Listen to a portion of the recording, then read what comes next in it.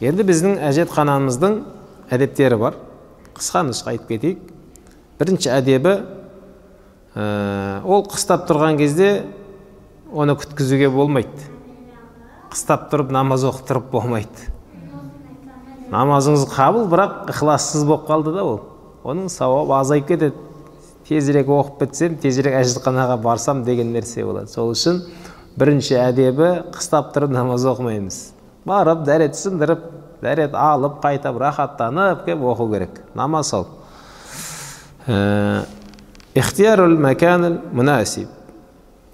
Енді және екінші әдебі сондай сізге ыңғайлы орын таңдау керек дәрет сындыратын кезде дейді.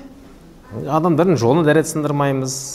Адам жолдың шетіне тұра қалыпты дәрет сындырып атпаймыз адамдарға, сондай бір қолайсыздық жағдай туғызатындай.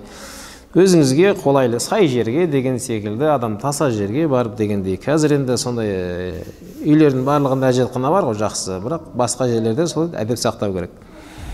Және де анла ядхулул хала ва мааху мусхаф. Әжетхана кірген кезде қалтасына Құран салып алып кірмесін дейді. Бұл үшінші әдебі. Әжетханаға кіретін кезде қарау керек, қалталарында Құран салып алған жоқпын ба деп.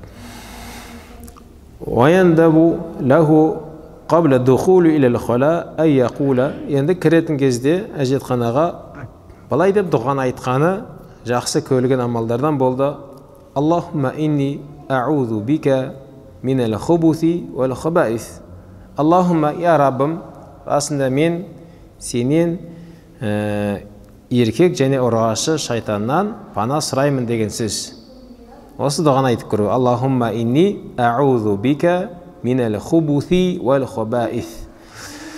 Және де ан ядхулал хала би риджлихил исра. Енді әжетханаға кірген кезде сол аяғымен кіру. Бұл да әдебінен. Сол аяқпен кіреміз. Себебі біз оң аяқты жақсы кездерде ғана сетеміз. Мешітке кіру деген секілді. Сол кезде оң аяқпен. Себебі біздің жанымыз шығып кетіп жатса, сол оң аяқпен кіргеннен кейін сол мешіттің ішіне саналып тұрмыз да. Сол аяқпен кіріп жатса әжетханаға, жаныңыз шықса, сіз әжетхананың ішінде жаныңыз шыққан жоқ, сыртта шықты деген секілді. Оң соң кішкене несі бар, оның пайдасы бар. Себебі Аллах Тағала жазған өмір білмейміз ғой, қай кезде жаны шығып кететінін. Ал енді шығатын кезде керісінше біз оң аяқпен шығып кетеміз. Әжетханадан ертерек шығу. Және де тастурул қадрл мустата. Дәрет сындыратын кезде барынша таса жерде дәрет сындыру керек екен. Таса жерде, адамдар көрмейтін, яғни сондай бір адамдарға көріне бермейтін жерде дәрет сындыру бұл әдебінен екен. Айнда такаллум илля лиддарура. Жаңа таса жер демекші, жаңа сондай дәрет жетеді ғой, сондай адамдарға көрінбей дәрет сындыра бергеннен кейін адамдарға көрініп тұрса дәрет сындыра алмайтын жағдайға жетіп қалады да. Енді дәрет, ана жаққа дәрет сындырайын десе, жаңа бір адамдар көрініп қалады. Қойды, тағы басқа жерге барады. Біреу қарап тұрғандай ғой, дәрет сындыра алмай жүреді да, яқты соншалық күшті болып кеткендегі ғой. Сондай дәреже жету керек. Адамы тәкәлім иләлі дұрора. Барынша сөйлемеу әжетханада. Біреулер әжетханаға отырып алып, енді бізде әжетханаларда дауыстар естіле береді, телефонын алып ала сөйлесіп жатады әжетханада. Барынша сөйлемеу. Енді сөйлемесе болмайтын кез болып қалмаса, енді есікті құлтап жатыр дегенде әжетханада ешкім жоқ па, жарайды, онда жауап берейін деп жатса, енді сіз дауыс білдіресіз қой, дейсіз ба, бармын дейсіз ба, сыртыңыздан құлтап кетіп қалайын деп жатыр, ешкім жоқ екен деп.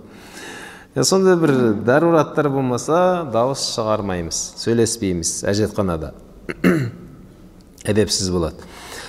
Және де ән яттахида في تبوله أو تغوطه الوضع الذي يناسبه ويريحه. فمن كان енді дәрет сындыратын кезде өзіне қолайлы жағдайға түсу керек адам дейді. Мысалы, қазіргі киімдер тар ғой. Онменен отырып дәрет сындыра алмайсың дегенде ғой, жаңа тізесінің арқасына жиналып қалады ма, отыру мүмкін емес, қолайсыз болады. Ондай кездерде не істейміз деп сұрайтындар бар жаңа. Енді пайғамбарымыз алейхиссаламнан екі хадис келді. Бірінші хадисте пайғамбар тұрып дәрет сындырды деді. Бірақ ол сондай мамық жер еді деді, киіміне шашырамайтын жер еді деді. Дәрет сындырған жері деді. Екінші неде келді? Хадисте пайғамбар тек қана отырып дәрет сындырды дегенде хадис келді. Яғни екеуінде де хадисте келді. Бұл жерде ғалымдар айтты, енді сол үшін келтіріп жатыр. Тұрып дәрет сындырса болады, бірақ киіміне шашырамайтын жағдай болсын деді. Енді бұл да хадиске келген дұрыс. Қазіргі заманымызда осындай кейбір киімдер киіп алған шалбарлар бар. Қыстың күні қабат-қабат киіп алған, ол отырып дәрет сындыра алмайды мысалы. Осы кездерде пайдасы тиюі мүмкін. Негізінен абзалы отырып дәрет сындыруы, егер оған ыңғайлы болып жатса. Ан ясубал ма биядихил юмна ва ястанжи бил юсра. Енді сол нәжастарды жуып тастаған кезде дәрет сындырып болғаннан кейін оң қолмен су құйып, сол қолмен жуып тастау. Бұл әдебінен. Ан ла ютилал мукс фил хала. Енді әжетханада отырған кезде және әдебінен ұзақ отырмау екен. Әжетханаға кіріп, ұзақ отырып алмау. Ол жер бір сондай бір рахаттанып отыра беретін жер емес деп жатыр ғой. Ол шайтандардың, сондай жындардың мекені болды. Ол жерге жаңа доғаны бекерге айтып кіріп жатқан жоқсыз ғой. Олардың асханасы дегендей ғой, сіз ол жерге кіріп отырып аласыз. Соны дәрет сындырып болдыңызда, ол жерден қайтасыз. Шығып кету керек ертерек. Және де ұзақ отыра берсек те, қазір сотқа шұқылап кетсеңіз, мысалы ол жерге отырып алып, бір сағат қалай кетіп қалғанын білмей қалсаңыз, ол жерде қалай болады мысалы. Ол бір ауруларға алып келуі мүмкін да. Енді ол аурулардың аттарын тізіп отырмай-ақ қойын. Ұзақ отыра бергенде пайда болатын аурулар бар. Мысалы, әжетханада күшеніп қойып отыра береді да, ол дәрет сындырғысы келмесе де есіне түскендей істеген секілді. Сол үшін оның зиян болып кетеді.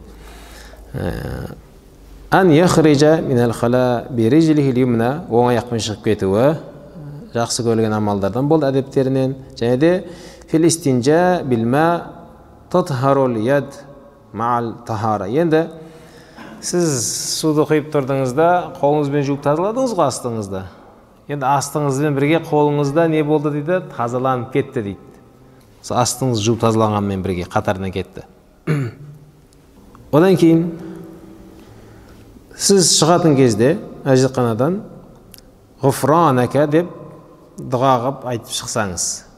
Ғұфранака немесе Алхамдулиллахиллази азхаба аннил аза ва афани. Сондай Аллах Тағалаға мақтаулар болсын, шүкірлер болсын. Менен сондай зиянды нәрсені кеткізген және мені кешірген Аллах Тағалаға мақтаулар болсын деп айтуға істеп шықса да болады екен. Енді кезінде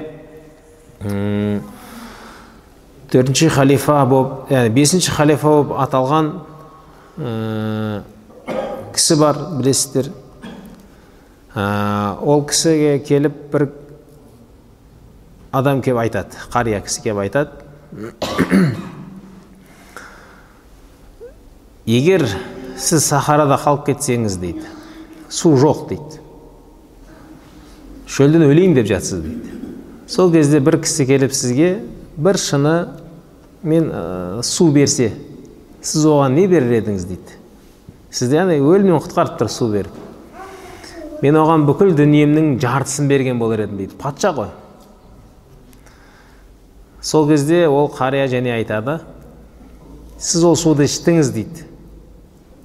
Рахаттандыңыз, денеңіз рахаттанды, шөліңіз қанды. Енді сол су сіздің денеңізден шықпай қалды дейді. Қуғыңызға келіп жиналды да, тырсылдап тұр, шықпайды. Енді жаныңыз көзіңізге көрінеді ол кезде. Сонда қиналып жатқан кезде біреу келді де, сіздің сол шықпай қалған суыңыз денеңізден соны шығарып берді дейді. Оған не берер едіңіз дейді. Мен қалған дүниенің барлығын бере салар едім оған дейді. Сонда айтады, көрдіңіз ба дейді патшаға. Мына судың өзі нығмет болса дейді. Аллах тағаланың берген. Осы нығметті суды ішкеннен кейін ол денеміз рахаттанғаннан кейін қайтып керек емес шығып кетуі зәр жолменен оның өзі де бір нығмет дейді. Аллах тағаланың берген. Мына жаңағы ауа жұтып жатырмыз. Сондай бір адамдар бар, ол ауаны тегін жұта алмай жатқан. Әрбір жұтқаны оны ақша төлеп жұтқызып жатқан адамдар бар да. Искусственный немен аппараттармен демалдырып жатыр оны. Ол күніне ақша төлеп жатыр демалдырғаны үшін да оны. Ал Аллах тағала бізге неше жылдан бері сондай тегін демалдырып жатыр бізге. Барлығын тегін қылып қойды ауаның. Судың бәрін ішіп жатырмыз, ауаны жұтып жатырмыз деген секілді пайдаланып жатырмыз. Бұлардың барлығы ол су тамақ ішке кіргеннен кейін қайтып шығып кетіп жатыр. Олардың барлығы Аллах тағаланың нығметтері. Мына бұл біздің шариғатымыздағы қозғалып жатқан мәселе, адамның өміріндегі тікелей күнделікті кездесіп жатқан мәселе. Одан қалай арыламыз, қалай тазаланамыз, ол бізге қандай пайдасы бар. Оның барлығы біздің шариғатымызда келгендіктен ғалымдарымыз кітапқа түсіріп кетті. Бұл нәрселердің не керегі бар деп біреулер айтуы мүмкін. Бұның керегі бар, өмірімізде бір рет болсын бұлар кездеседі біздерге. Сол кезде ол тығырықтан қалай шығып кету жолы есімізге түседі. Сол үшін ғалымдарымыздың барлығы бұл өте нәзік мәселелер болса да баршасын кітапқа түсіріп сіз бен бізге жеткізіп кетті. Алла разы болсын.